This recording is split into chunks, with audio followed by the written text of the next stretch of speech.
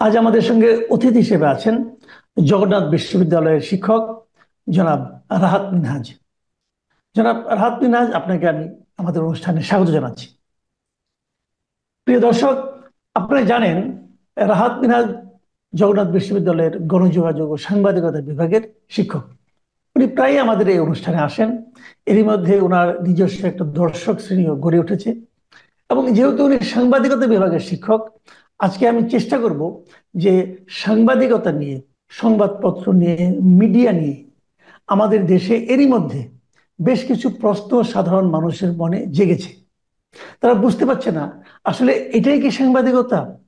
তারা বুঝতে পারছে না মানুষের চরিত্র দেখে যে আসলে এরাই কি প্রকৃত সাংবাদিক, অথবা সাংবাদিকতার প্রতি, মিডিয়ার প্রতি সরকারের যে ভূমিকা, সরকারের যে আচরণ, সেটাও তারা ঠিক বুঝতে পারছে না।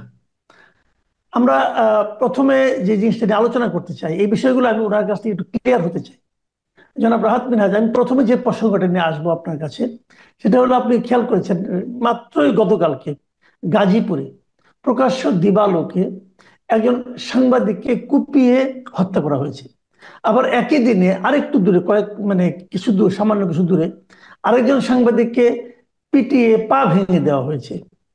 তো এই যে বিষয়টা, সাংবাদিকতা নিয়ে আমরা নানা ধরনের কথা বলি, সাংবাদিকদের চারিত্রিক বৈশিষ্ট্য নিয়ে আলোচনা করি, সাংবাদিকদের বিচারের কাঠগড়ায় আমরা দাঁড় করাই প্রায়শই। কিন্তু সাংবাদিকদের যে এই যে নিরাপত্তার যে ব্যাপারটা, এটা কি গুরুত্বপূর্ণ নয়? আপনি দেখুন গাজীপুরের এই ঘটনা, ও কিন্তু, ওই ভদ্রলোক কিন্তু কিছুক্ষণ আগে একটা লাইভ করেছিলেন, সোশ্যাল মিডিয়া লাইভ, কিন্তু ওয়ান কাইন্ড অফ জার্নালিজম। উনি এই কাজটাই করেছিলেন। তার প্রতিফল কিন্তু ওনাকে সঙ্গে সঙ্গে পেতে হলো। মানুষ দাঁড়িয়ে দাঁড়িয়ে দেখলো, কেউ কিছু বললো না। আইন শৃঙ্খলা বাহিনী এরই মধ্যে শুনলাম কয়েকজনকে গ্রেফতার করেছে। তারাই প্রকৃত অপরাধী কিনা সেটাও জানি না। যদি অপরাধী হয়ও, তার বিরুদ্ধে কতদিন লাগবে? 5 মিনিটে একটা জীবন শেষ, একটা ফ্যামিলি শেষ। বিচার হতে 5 বছর, 50 বছরও লাগতে পারে। কি ভাবছেন আপনি এগুলো নিয়ে? আমি আলোচনা শুরু করতে চাই একটা লিখার একটা রেফারেন্স দিয়ে। আমি একটা লিখা আপনাকে দেখাই। এই লেখাটা লিখেছেন জনাব নির্মল সেন। এই লেখাটা তিনি লিখেছিলেন হচ্ছে আপনার অনেক আগে, 1973 সালের আহ 3 সরি 1973 সালের মার্চ মাসের 16 তারিখ তিনি এই লেখাটা লিখেছিলেন। লেখাটার নাম ছিল আমি স্বাভাবিক মৃত্যুর গ্যারান্টি চাই।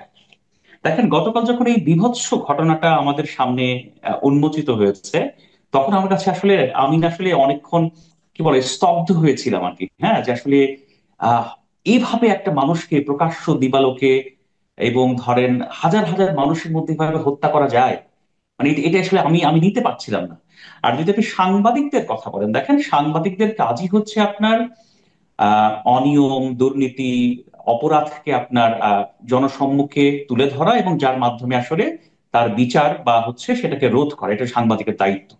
তো বর্তমান সময়ে সাংবাদিকরা আসলে যে কাজটা যেভাবে করছেন এবং এই কাজটা করতে যেয়ে যেভাবে তারা আপনার নিজের জীবনকে বিপন্ন করছেন, ঝুঁকির মধ্যে পড়ছেন, এটা তো ভয়াবহ, ভয়াবহ। আমি জানি, আমি খুব স্পষ্ট করে বলতে পারি যে 5 আগস্টের পরে, 2024 সালের 5 আগস্টের পরে আমাদের জনজীবনে যে শৃঙ্খলা, আইন শৃঙ্খলা যে পরিস্থিতি, সেটা ভয়ঙ্কর রকমের অবনতি ঘটেছে। এটা আপনি আমি সবাই জানি। যদিও যেদিন এই সাংবাদিক খুন হয়েছেন সেদিন সকালবেলায় আমাদের সরকারের প্রেস যিনি সেক্রেটারি, তিনি বলেছেন যে না, আইন শৃঙ্খলা বাহিনীর কোনো অবনতি হয়নি, অবস্থার কোনো অবনতি হয়নি, পুলিশের স্ট্যাটিস্টিকে সব ঠিক আছে। মানে আসলে উনি ওনার দায়িত্ব পালন করেছেন, আমি ওনাকে দোষ দিই না। কিন্তু আইন শৃঙ্খলা পরিস্থিতির যে ভয়াবহ অবনতি ঘটেছে, আপনি বিশ্বাস করেন এক এটা মিনিট, এক মিনিট, এক মিনিট, এক মিনিট, আপনি ওনাকে দোষ দিচ্ছেন না কেন? আমি ওনাকে, ওনার ওনার দায়িত্বটা কি একটা, সরকারকে সবসময় ডিফেন্ড করা, নাকি প্রকৃত সত্যটাকে তুলে ধরা? না, আমি আসলে সত্যি কথা বলতে কি, ধরেন আমি একজন সামান্য শিক্ষক মানুষ, আমি আসলে ব্যক্তিগতভাবে কাউকে আক্রমণ করতে চাই না বা নাম নিতে চাই না আর কি। আচ্ছা, হ্যাঁ, ঠিক আছে, ঠিক দেখেন, আছে, ঠিক আছে, বলেন। সরি, বলেন আপনি। না না, ঠিক আছে, আপনি আপনি ঠিক বলেছেন যে আমি ধরেন ওই যে বললাম যে আমার শিক্ষকতার একটা চরিত্র আমার আছে আর কি। উনি উনি ওনার দায়িত্ব পালন করেছেন, কিন্তু বাস্তবতাটা কি? বাস্তবতাটা কিন্তু সবাই জানে যে এই ভদ্রলোক মিথ্যা কথা বলছেন। এই ভদ্রলোক যে দাবি করছেন সেই দাবির সাথে বাস্তবতার কোনো সংশ্লেষ নাই। এবং আমি আপনাকে হলফ করে বলছি, ওনার পরিবার এবং যে ওনার যে এক্সটেন্ডেড পরিবার, তারাও জানে দেশের আইন শৃঙ্খলা পরিস্থিতির কি অবনতি হয়েছে। এটা সবাই জানে। কিন্তু দেখেন, এই আইন শৃঙ্খলা রক্ষা আইন শৃঙ্খলা রক্ষাকারী বাহিনীর মনোবল ফেরানো, আইন শৃঙ্খলা রক্ষা করার দায়িত্ব তো তাদের। তারা বিভিন্ন ক্ষেত্রে কেমন ভাব করেন জানেন, যে আমরা তো কিছু করি নাই, আমরা তো কিছু ঠেকাইতে পারি নাই, আমরা তো যে হত্যা করি নাই। ধরেন মানুষের নিরাপত্তা দেয়া, জান মাল কর্ম এবং সবকিছু নিরাপত্তা দেয়া যে ওনার দায়িত্ব, এটা ওনারা উপলব্ধি করেন না। ওনারা খালি বড় বড় লেকচার মারেন আর বলতে চান আমি তো কিছু করি নাই, আমরা তো কিছু করি নাই। যেমন ধরেন আজকে আমি ছোট্ট উদাহরণ দিই, আজকে সন্ধ্যার সময় একটা প্রেস উইং থেকে একটা বিবৃতি দেওয়া হয়েছে যে সরকার হচ্ছে আপনার সাংবাদিকতার স্বাধীনতা বা মর্যাদা রক্ষার জন্য খুব ভালো কাজ করছে এবং তারা বদ্ধপরিকর, তারা কিছু করেনি। কিন্তু তাদের চোখের সামনে যে অপরাধ হচ্ছে, তাদের চোখের সামনে সাংবাদিকদের চাকরিচ্যুতি করা হচ্ছে, পত্রিকা অফিস দখল হচ্ছে, জনকণ্ঠ দখল হলো, দীপ্ত টিভির নিউজ বন্ধ হয়ে গেল, এগুলো যে বন্ধ করা আমাদের দায়িত্ব, সেই দায়িত্বের বেলায় তার ঠনঠনা, এবং সেই দায়িত্বের বেলায় তার কিচ্ছু করে না। এবং বলে কি না আমরা তো করিনি ভাই, আমরা তো এদের প্রতি শ্রদ্ধাশীল, আমরা আমরা হচ্ছে সাংবাদিকতার স্বাধীনতার প্রতি হচ্ছে অকুণ্ঠ সমর্থন দিয়ে যাচ্ছে। আপনার সমর্থন এনাফ নয়। যে অপরাধের শিকার হচ্ছে সাংবাদিকরা, সমস্যার শিকার হচ্ছে সাংবাদিকরা, তাদের বিরুদ্ধে ব্যবস্থা নেওয়া আপনার দায়িত্ব। এই যে এত সাংবাদিক নিগৃহীত হয়েছে, এত সাংবাদিক মব ভায়োলেন্সের শিকার হয়েছে, এত সাংবাদিক চাকরিচ্যুত হয়েছে, কয়জন সাংবাদিককে আপনারা চাকরি পুনর্বহালের জন্য ব্যবস্থা নিয়েছেন দেখাতে পারবেন? এটা তাদের দায়িত্ব, তারা সেটা করবে না, করতে পারবেও না। এটা হচ্ছে এখন বাস্তবতা। আর জি। যদি আমি শেষ করি, আপনি যে সাংবাদিক হত্যাকাণ্ডের কথা বললেন, দেখেন এই সাংবাদিক যেভাবে হত্যাকাণ্ডের শিকার হলেন, আমার তো ভয় হয়। সামনে নির্বাচন আসতেছে, নির্বাচনের ডেট ঘোষণা করা হয়েছে, আপনি বিশ্বাস করেন এই সময়ে আইন শৃঙ্খলা পরিস্থিতি যে আরো কি অবনতি হবে, সাংবাদিকরা আরো কি রকম হামলা মামলা এবং হত্যাকাণ্ডের শিকার হবে, আমি আমি কিন্তু এই সামনের কথা চিন্তা করে শিউরে উঠি। আপনি বিশ্বাস করেন এই এই সরকারের দুটো বড় সমস্যা। প্রথমত হচ্ছে অনেক কিছুকে অনেক কিছুকে নির্মূল করার বা থামানোর ইচ্ছা তাদের নাই, নাম্বার ওয়ান। দ্বিতীয়ত হয়তোবা সেটা থামানোর বা আটকানোর সামর্থ্য তাদের নাই। এই দুটো হয়তো দুটো সিচুয়েশনের মধ্যে তারা আছে, কিন্তু তারা সেটা স্বীকার করবে না, শুধু নিজের ঢোল নিজে পেটাবে, পেটে বলবে আমরা তো সাংবাদিকতার স্বাধীনতার জন্য অকুণ্ঠ সমর্থন দিয়ে যাচ্ছি। এটা হাস্যকর ছাড়া আর কিছুই নয়। জি, আমি আরেকটা প্রশ্ন, আপনি দেখেছেন যে দুদিন আগে টিআইবি একটা রিপোর্ট দিয়েছে বিভিন্ন দেশের আইন শৃঙ্খলা পরিস্থিতি নিয়ে, এবং সেখানে সাংবাদিকদের বিষয়ে ওনারা কিছু কথা বলেছেন। কি পরিমাণ যে সংখ্যাটা, দেখে সংখ্যাটা কিন্তু অ্যালার্মিং ছিল। কত সাংবাদিক এই সময় নির্যাতনের শিকার হয়েছে, কতজন মারা গেছে। এবং আমার কাছে যেটা অ্যালার্মিং মনে হয়েছে, যে কতগুলি সংবাদ মাধ্যম জবরদখল হয়ে গেছে। জবরদখল বলতে ওনারা বলতে যাচ্ছেন এই সময়ে কতজন সাংবাদিকের চাকরি গেছে, এবং কতগুলি মিডিয়ার শীর্ষ পদে পরিবর্তন হয়েছে। এই যে শীর্ষ পদে পরিবর্তন হওয়া, এটা অ্যালার্মিং এই কারণে যে শীর্ষ পদে যিনি থাকেন তিনি তো পত্রিকাটা চালান, পলিসিটা তো তিনি মেক করেন। কিন্তু এই যে পরিবর্তনটা হলো, এরপর কি পত্রিকাটাতে আপনি কোনো ধরনের পরিবর্তন দেখেছেন? আগে যেরকম মোসাহেবি হতো এখন কি সেরকমই মোসাহেবি হচ্ছে, নাকি তারা স্বাধীনভাবে সাংবাদিকতা করছে? আপনি পরিবর্তনটা কি দেখছেন? না, এখানে খুবই খুবই ইন্টারেস্টিং একটা প্রশ্ন আপনি তুলেছেন। দেখেন, আমি আমি কেউ যদি বলে যে সাংবাদিকতার পরিবর্তন হয়েছে, এটা এটা পরিপূর্ণ মিথ্যা কথা। সাংবাদিক সাংবাদিকরা, সাংবাদিক প্রতিষ্ঠান শেখ হাসিনার সময়েও যেমন আপনার নানা ধরনের চাপের মুখে থেকে অথবা ইচ্ছাকৃতভাবে ক্ষমতাসীন কাঠামোর যেমন স্তুতি গাইতো, ক্ষমতাসীন কাঠামোকে যেমন আপনার তোষণ করে যেত, এখনো সেটা পরিপূর্ণভাবে বহাল আছে। এবং কিছু ক্ষেত্রে দেখতে পাই সেই বহালের পরিমাণটা আরো বেশি। আমি আপনাকে ছোট্ট একটা উদাহরণ দিই, আপনি উদাহরণটা দেখেন দেখেন। 2024-এর জুলাই আগস্টে শেখ হাসিনা সরকারের পুলিশ বাহিনী, বিজিবি এবং কিছু কিছু ক্ষেত্রে হয়তো নিরাপত্তা বাহিনীও, তারাও হয়তো ভয়ঙ্কর রকমের অপরাধ সংঘটিত করেছে, এটা নিয়ে কারো সন্দেহ নেই। এবং তখন যে হত্যাকাণ্ড হয়েছে, সেই হত্যাকাণ্ডের বিচার, সেই হত্যাকাণ্ডের সুষ্ঠু তদন্ত, এটা আমিও চাই, আপনিও চান, বাংলাদেশের 17 কোটি মানুষও চায়। এতে এতে কোনো ছাড় নেই, এই হত্যাকাণ্ডের বিচার হতে হবে। কিন্তু আপনি আপনি দেখেন, দুই দিন আগেই বাংলাদেশের কয়েকটা গণমাধ্যমে কয়েকটা ভিডিও ডকুমেন্টারি হলো, খুব চমৎকার, হ্যাঁ, যে আহ, ধরেন যাত্রাবাড়ি হত্যাকাণ্ড, তারপরে হচ্ছে আপনার এই যে বনশ্রী এখানে হত্যাকাণ্ড, খুবই চমৎকার দুটো ডকুমেন্টেশন আমি দেখেছি। আমি আমি দুটো গণমাধ্যম নাম নিচ্ছি না, আমি দুটো গণমাধ্যমকে আমি সাধুবাদ জানাই। কিন্তু যখন মাসুদ কামাল, আপনি আমাকে একটা কথা বলেন তো, আপনি এই যখন আন্দোলনটা চলছিল, এই যখন আপনার এই হত্যাকাণ্ড বা নানা ধরনের সংঘাত চলছিল, তখন সিরাজগঞ্জে যে 15 জন পুলিশ অফিসারকে বা পুলিশের কর্মকর্তাদেরকে পুড়িয়ে মারা হলো, সেটা নিয়ে আপনি কোনো তদন্ত, সেটা নিয়ে আপনি কোনো ইনভেস্টিগেটিভ রিপোর্ট দেখেছেন? হুম। আমি কাউকেই জাস্টিফাই করছি না। ওখানে তো 15 জন নিরাপত্তা বাহিনীর, আইন শৃঙ্খলা রক্ষা বাহিনীর 15 জন সদস্যকে পুড়িয়ে মারা হয়েছে, তাই না? আপনি জি। কোন সংবাদপত্রকে দেখছেন যে এটা একটু ইনভেস্টিগেট করি তো? আমি বলছি না যে যাত্রাবাড়ি হত্যাকাণ্ড হয়নি, এগুলো তো ভয়াবহ হত্যাকাণ্ড হয়েছে নিঃসন্দেহে। কিন্তু এখন সেটাই হচ্ছে, সেটাই করা হচ্ছে যেটাতে সরকার খুশি হয়, যেটাতে সরকার মনে করে ও হো তুমি তো আমার লোক। বুঝতে পেরেছেন? সেই ঘটনাটাই ঘটছে। আপনাকে আমি ছোট্ট করে বলি, 5 আগস্টের পালাবদলের পরে যে আপনার জাতিসংঘের যে প্রতিবেদন দিয়েছে, জাতিসংঘ স্পষ্ট করে বলেছে যে 5 আগস্টের পর থেকে 8 বা 10 তারিখ পর্যন্ত বাংলাদেশে 350 থেকে 400 মানুষকে হত্যা করা হয়েছে বিভিন্ন ক্ষেত্রে। তারও যথাযথ তদন্ত এবং সুষ্ঠু বিচার করতে হবে। কোন সংবাদ মাধ্যমকে বলতে দেখেছেন যে এই যে হত্যাকাণ্ডগুলো হয়েছে সেখানেও তো কেউ মারা গেছেন, কাউকে আপনার বর্বরভাবে হত্যা করা হয়েছে? সেটা সেটা কি কোনো গণমাধ্যমকে করতে দেখেছেন বা একটা লাইন লিখতে দেখেছেন? না।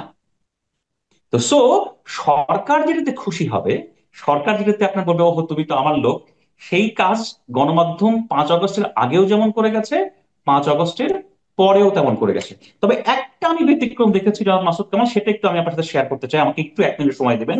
যেমন ধরেন আজকে আমি আপনার সাথে কথা বলছি, আমার সামনে ল্যাপটপটা খোলা, আমি একটা সংবাদপত্র দেখে, নেত্র নিউজ, হ্যাঁ আপনারা জানেন নেত্র নিউজ আয়নাঘর থেকে শুরু করে শেখ হাসিনার রাজত্বের সময় এত সব আপনার যথাযথ ইনভেস্টিগেটিভ রিপোর্ট করেছিল, সেটাতে কিন্তু আসলে শেখ হাসিনার যে একটা রিজিম, সেই রিজিমের বিরুদ্ধে আসলে মানুষের ঘৃণা বা জনরোষ কিন্তু তৈরি হয়েছিল। এবং সেটা যথাযথভাবেই একটা গণমাধ্যমের দায়িত্ব পালন করেছিল নেত্র নিউজ। আমি নেত্র নিউজকে ধন্যবাদ জানাই, একজন সামান্য শিক্ষক হিসেবে তাদের প্রতি কৃতজ্ঞতা প্রকাশ করি। আজকে আজকে 8 তারিখ নেত্র নিউজ তাদের পোর্টালে একটা স্টোরি আপ করেছে, ছোট্ট স্টোরি। যে স্টোরিটার নাম হচ্ছে ইউনুসের 1 বছর ও দুরাশার সংস্কার। এই স্টোরিটার মধ্যে এক জায়গায় আমি যদি একটা প্যারা আমি আপনাকে পড়ে শোনাই, সেই নিউজে যাকে বলা হচ্ছে এরকম, এটা আসলে একটা সম্পাদকীয় স্টেটমেন্টের মতো এই স্টোরিটা। সেখানে তারা বলছে, একজন অনির্বাচিত অভিজাত প্রধান উপদেষ্টা 1 বছর কাটিয়ে দিয়েছেন নিজের ব্যক্তি পূজার দুর্গ শক্তিশালী করতে। ওয়ার্ডটা খেয়াল করেন, ব্যক্তি পূজার দুর্গ শক্তিশালী করতে। উনি বাংলাদেশের রাষ্ট্রের টাকা খরচ করে, আপনার আমার করের টাকায় খরচ করে উনি লন্ডন গিয়েছেন। ওখানে রাষ্ট্রের কোনো কিছু ছিল না, শুধুমাত্র পুরস্কার দিতে গেছেন, চ্যাথাম হাউসের বক্তব্য রেখেছেন, এগুলোর আপনার আমার সাথে কোনো সম্পর্ক নাই। শুধুমাত্র নিজের পুরস্কার নেওয়া, নিজের পূজার আপনার প্রোফাইলটাকে উন্নত করে। তারপরে বলছে, সেই সঙ্গে আত্ম অহংকারের সাথে এমন এক সরকার তিনি চালিয়েছেন যা জনগণের সেবায় বিনয়ী হওয়ার পরিবর্তে অগণতান্ত্রিক বাড়াবাড়িতেই আনন্দ পেয়েছে বেশি। ইংরেজি ভাষী দুনিয়ার কিছু অংশে তার বেশ গ্রহণযোগ্যতা থাকলেও বাংলাদেশের মানুষের কাছে ইউনূসের গন্ধময় পানীয়ের স্বাদ হাসিনার পচা মদের মতোই বিরক্তিকর। জনগণের কাছ থেকে দূরে নিজের খোলসে বন্দি ইউনূস জনগণের ম্যান্ডেট পাননি, তিনি তা কখনো চাননি। আমি আজকের দিনে বলি যে 1 বছরের মাথায় বাংলাদেশে যদি কোনো সংবাদ মাধ্যম প্রকৃত সত্য উচ্চারণটা করে থাকে, তার নাম হচ্ছে নেত্র নিউজ। মানুষ যে না, ভেতরে ভেতরে। এটা এটা ঠিক আছে, আপনার আপনার এই বিশ্লেষণ, আপনার এই মূল্যায়ন আমি সমর্থন করছি। কিন্তু তার পাশাপাশি আমি আরেকটা কথা বলি। দেখুন, তাহলে আমরা এখান থেকে কি বুঝতে পারলাম? এই যে আমাদের দেশের মিডিয়াগুলো যে নিজেরা নিজেরা স্তুতিতে লিপ্ত হচ্ছে, স্তুতির প্রতিযোগিতায় নামছে। আগে না হয় বুঝতাম যে তারা ওই সরকার প্রধানের কাছ থেকে কিছু একটা পেতে চায়।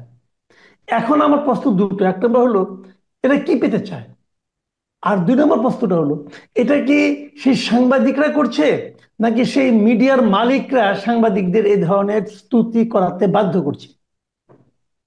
এখানে দুটো বিষয় আছে। প্রথমত হচ্ছে ধরেন, ওই যে আপনি এটাকে বললেন যে গণমাধ্যমের মালিকানা, মানে নিউজ রুমের হেড, এডিটোরিয়াল হেড চেঞ্জ হয়ে গেছে। এডিটোরিয়াল হেড যখন চেঞ্জ হয়ে গেছে, অনেক গণমাধ্যমের চেঞ্জ হয়ে যাওয়ার পরে যারা দায়িত্বে আছে এখন, তারা বেশিরভাগ ক্ষেত্রে আসলে এই সরকারকে বা এই কাঠামোকে তুষ্ট রাখতে চায়, খুশি রাখতে চায়। এটা আমার কাছে প্রাথমিক ধারণা। আর নাম্বার টু হচ্ছে, আমাদের দেশের গণমাধ্যমের একটা গুরুতর ত্রুটি আছে। সেটা আমি আপনাকে বলে দিই আজকে, এটা খেয়াল করে দেখবেন। বাংলাদেশের টপ র্যাঙ্কের, যদি এ গ্রেডের কিছু গণমাধ্যম আছে, সেই গণমাধ্যমগুলো একটা চরিত্র আছে। তারা হচ্ছে নিজের ঢোলটা এত বেশি পেটায়, যেমন ধরুন আমি আপনাকে বলে, আমি নাম নিচ্ছি না শুধু সম্মানের খাতিরে, এই 5 অগস্ট 2025, অর্থাৎ 1 বছর পূর্তি উপলক্ষে বাংলাদেশের একটা গণমাধ্যম, একটা টেলিভিশন আপনার এমন লেভেলের, এমন পর্যায়ের আপনার সারাদিন কাভারেজ করেছে, মনে হয়েছে যে 5 অগস্টের অভ্যুত্থানের বা পালাবদলের প্রধান আপনার অ্যাক্টর ছিল হচ্ছে এই গণমাধ্যম। মানে আমরাই করেছি, আমরাই ছিলাম, আমরাই প্রাণ দিয়েছি, আমরাই আন্দোলন করেছি, হ্যাঁ, আমরাই জনগণের জি। পাশে ছিলাম। আপনি গণমাধ্যম দেখলে পাগল হয়ে যাবেন। মনে হচ্ছে যে তারা তারা তাদের কোনো সেন্স নাই যে কি করা যায় কি করা যায় না, মানে তারাই সবকিছু করেছে। সেটা আপনার সরকারের চাওয়ার সাথে অ্যালাইন্ড। এই অ্যালাইনটা তারা নিজেরাও করছেন কিছু, আর সরকারের চাওয়া তো আছেই। সরকারকে কে আপনার বিরক্ত করতে চায়? আমি ছোট্ট করে আপনাকে শুধু একটা বলি, জর্জ অরওয়েলের একটা কথা আছে, সেই যে আপনার ডিস্টোপিয়ান নোভেল 1984 যিনি লিখেছেন, আপনি জানেন সাংবাদিকতা নিয়ে তার অনেক বড় কাজ আছে। তো সেই ভদ্রলোকে স্পষ্ট করে বলছেন যে সাংবাদিকতা হচ্ছে সেটাই, যেটা হচ্ছে আপনার কোনো অথরিটি, কোন কর্তৃপক্ষ, কোনো বাহিনী কেউ না কেউ আপনার চাপিয়ে রাখতে চায়, কিন্তু সাংবাদিক সেটা খুঁজে বের করে। আর বাকিটা পৃথিবী, নট অনলি বাংলাদেশ, পৃথিবীর গণমাধ্যম যা করে সেটা হচ্ছে পিআর, যাকে বলা হয় আপনার জনসংযোগ। আমি তো দেখি বাংলাদেশের গণমাধ্যম এখন যেমন জনসংযোগ করছে, শেখ হাসিনার সময়ও একই জনসংযোগ করেছে, তবে আমার দৃষ্টিতে এখনকার জনসংযোগটা খুবই দৃষ্টিকটু। কারণ আপনি আমি 5 অগস্টের পরে একটা গুণগত পরিবর্তন কামনা করতেছিলাম। এই যে ছেলে মেয়েগুলো এত প্রাণ দিয়েছে, এই যে ছেলে মেয়েগুলো এত ত্যাগ করেছে, এই তৈলবাজি দেখার জন্য তো নয়। জি। আচ্ছা, আমি আরেকটা কথা বলতে চাচ্ছি। এটা এটা এটা একটা হয়তো অনেকের কাছে ক্ষুদ্র বিষয় মনে হবে, কিন্তু আমার কাছে এটা খুব গুরুত্বপূর্ণ মনে হয়েছে। যে মানে অপসাংবাদিকতা, মানে ঠিক সাংবাদিকতা নয় এটা, এটাকে সাংবাদিকতা বলা যায় না হয়তো। একটা ইনফরমেশন সেটা চেক না করে ছেড়ে দেওয়া। যেমন আমি একটা ঘটনার কথাই বলি। 5 তারিখে এনসিপির 5 জন ছেলে মেয়ে ওরা কক্সবাজার গেল। এটা নিয়ে আমাদের মেইন স্ট্রিমের একাধিক মিডিয়াতে লেখা হয়ে গেল যে পিটার হাসের সঙ্গে তারা ওখানে বৈঠক করেছে, এবং কোনো কোনো টেলিভিশনে এটা স্ক্রল পর্যন্ত গেল। তারা কেউ কি এটা চেক করেছিল? কেউ কি এটা কনফার্ম করেছিল? করেনি। তাহলে চিলে কান নিয়েছে এরকম ধারণার উপর বশবর্তী হয়ে সবাই কিন্তু দৌড়ালো। পরে যখন জানা গেল যে ঘটনাটা আসলে ঘটেইনি, পিটার হাস এই দেশে ছিলেনই না, উনি যুক্তরাষ্ট্রেই ছিলেন, বাংলাদেশে আসেনি নি, তখন এই যে একটা ভুল তারা সবাই করলো, এই ভুলটার জন্য তাদের মধ্যে কোনো অপরাধ বোধ আপনি দেখেছেন? তারা কি কেউ ক্ষমা চেয়েছে? তারা কেউ কি ভুল স্বীকার করেছে? দেখেছেন আপনি? না, এখানে এখানে দুটো বিষয় খুব জরুরি, দেখেন।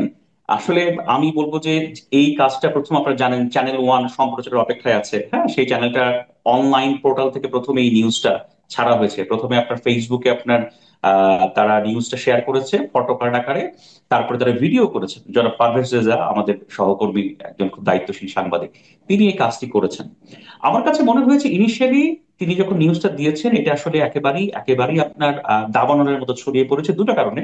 দিনটা ছিল 5ই অগস্ট, আর দ্বিতীয়ত হচ্ছে আপনার আমেরিকা, পিটার হাস, হ্যাঁ, তাদের সাথে জি। মিটিং।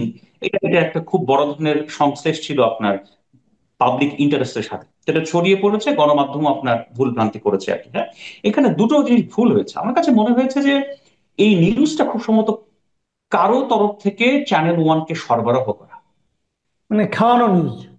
খাওয়ানো নিউজ, দেয়া নিউজ, হ্যাঁ, যে খাওয়ানো নিউজ দেয়ানো নিউজ নিয়ে জনাব মাহফুজ আনাম একসময় মাফ চেয়েছিলেন সংবাদ মাধ্যমে, যে ওই সময়ে তিনি নানা ধরনের সংবাদ পেতেন, সোর্স পেতেন, সেটা তিনি প্রচার করে ভুল করেছিলেন। আমার কাছে প্রথমত মনে হয়েছে যে এটা হচ্ছে কারো কাছ থেকে পাঠানো একটা তথ্য। সেই তথ্যটা সেই সংবাদ হাউস বা বার্তা কক্ষ, যদিও সেই বার্তা কক্ষ এখন পরিপূর্ণ তৈরি হয়নি, আমি যত জানি চ্যানেল ওয়ান আন্ডার কনস্ট্রাকশনে আছে, তারা রেডি হচ্ছে, হ্যাঁ, তাদের কাছে আসার পরে তারা হয়তো দুটো কারণে, একটা হচ্ছে সেন্সিটিভিটি, এবং হচ্ছে তাদের নিজের করে আলোচনায় আসার যে আপনার প্রয়োজনীয়তা, সেটা থেকে তারা নিউজটা দিয়েছেন। কিন্তু তার জন্য যে প্রপার ক্রস চেক, এই প্রপার ক্রস চেক তারা করেনি। এটা এটা এটা আমার কাছে মনে হয়। আর তারপরে যে ধরেন আরো গণমাধ্যম তাদেরকেই আপনার তাদেরকে আপনার ফলো করে গেছে। ওই যে এক শিয়াল হুক্কা হওয়া বলে তো বহু শিয়াল আপনার হুক্কা হওয়া বলে হুম। ওঠে। তো সেটা যারা ঘটেছে, এর ফলে আসলে এখানে একটা অপসাংবাদিকতা বা অপতথ্যের আমরা বিস্তার দেখেছি। তবে এখানে আমি আসলে চ্যানেল ওয়ান কর্তৃপক্ষের কাছ থেকে আমি আসলে একটা ক্লারিফিকেশন প্রত্যাশা করেছিলাম।